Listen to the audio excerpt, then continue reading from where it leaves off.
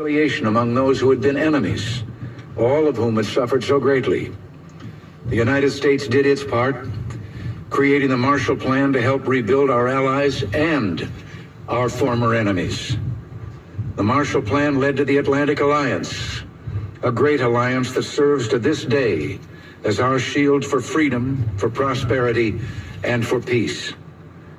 In spite of our great efforts and successes, not all that followed the end of the war was happy or planned. Some liberated countries were lost. The great sadness of this loss echoes down to our own time in the streets of Warsaw, Prague, and East Berlin. The Soviet troops that came to the center of this continent did not leave when peace came. They're still there, uninvited, unwanted, unyielding, almost 40 years after the war. Because of this, Allied forces still stand on this continent.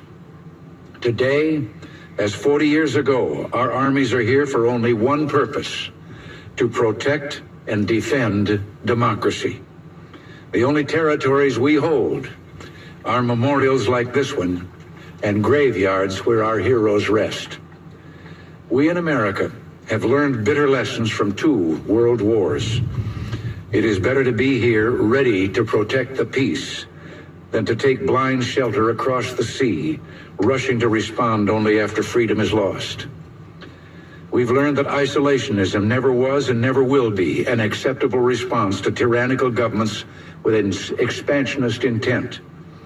But we try always to be prepared for peace, prepared to deter aggression, prepared to negotiate the reduction of arms, and yes, prepared to reach out again in the spirit of reconciliation. In truth, there is no reconciliation we would welcome more than a reconciliation with the Soviet Union, so together we can lessen the risks of war now and forever. The great Ronald Reagan. You listen to the newsreel, you listen to Ronald Reagan. Have we lost our core? Have we lost our center? I don't believe so. I believe the culture has been aligned against us by these various movements spawned by Marxism. They have a voice in modern media, they have a voice in big tech, they have a voice in Washington, they have a voice in entertainment.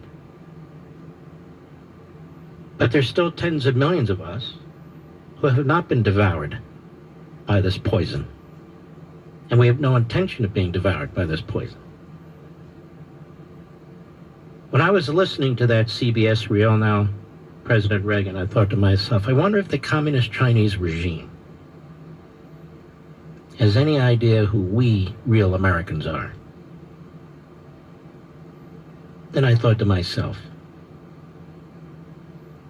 I wonder if Joe Biden has any idea who we real Americans are. And Chuck Todd. And Don Lemon. And all the rest of the gaggle and the riffraff in the media. And the Democrat Party. I wonder. I'll be right back. Mark Levin. Mark Levin is on.